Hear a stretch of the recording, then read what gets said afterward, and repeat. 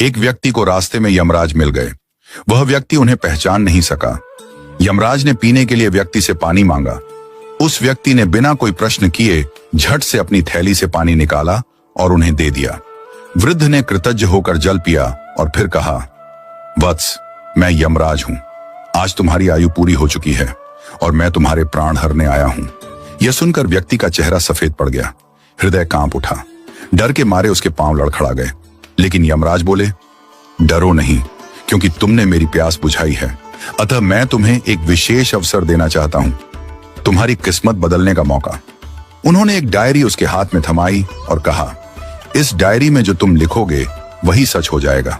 तुम्हारे पास ठीक 5 मिनट का समय है। जितना चाहे लिख लो, पर ध्यान रहे केवल 5 मिनट। इसके बाद समय समाप्त हो जाएगा और डायरी मेरे पास लौट आएगी। व्यक्ति का भय थोड़ा कम हुआ। वह सोचने लगा, अब तो मेरी किस्मत मेरे हाथ में है, मैं सब कुछ बदल सकता हूं। उसने जल्दी जल्दी डायरी खोलनी शुरू की। पहला पृष्ठ देखा।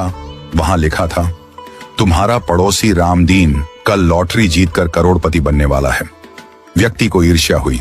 उसने लिखा, रामदीन की लॉटरी रद्द हो जाए, वह गरीब ही रहे। दूसरा पृष्ठ लिखा था, तुम्हारा मित्र रघु चुनाव जीतकर मंत्री बनने वाला है। व्यक्ति ने लिखा, रघु चुनाव हार जाए, उसे अपमान झेलना पड़े।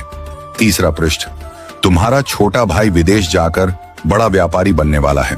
व्यक्ति फिर लिखता है, वह कभी विदेश न जा पाए, नौकरी के लिए भटके। इस प्रकार वह एक एक कर पृष्ठ पलटता रहा और हर पन्ने पर दूसरों की खुशियां मिटाने लगा। उसका मन ईर्ष्या और द्वेष से भर गया था। अंत में उसने डायरी का अंतिम पृष्ठ खोला। यह उसका अपना पृष्ठ था, जहां लिखा था, अब तुम अपने जीवन का भविष्य तय कर सकते हो। वह मुस्कुराया, पेन उठाया, लेकिन तभी एक ठंडी सी आवाज आई, वत्स, तुम्हारा 5 मिनट का समय समाप्त हो चुका है। यमराज ने धीरे से डायरी उसके हाथ से ले ली और कहा, तुमने अपने जीवन का सबसे कीमती समय दूसरों का बुरा सोचने में बर्बाद कर दिया। न स्वयं के लिए कुछ लिखा, न अपने जीवन को सुधारने की कोशिश की। यह अवसर तुम्हें ईश्वर ने दिया था, पर तुमने अपनी दुर्बुद्धि से उसे खो दिया।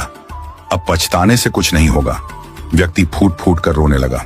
हे यमराज, एक मौका और दीजिए, बस एक बार। यमराज शांत स्वर में बोले, वत्स, समय और अवसर दोनों यदि एक बार निकल जाएं, तो फिर लौट कर नहीं आते। यही सत्य है, यही धर्म है। और फिर यमराज अदृश्य हो गए। समय अनमोल है, इसे सोच समझकर उपयोग करो। ईर्ष्या और द्वेष जीवन को नष्ट कर देते हैं। यदि ईश्वर तुम्हें कोई शक्ति या अवसर देता है, तो उसका उपयोग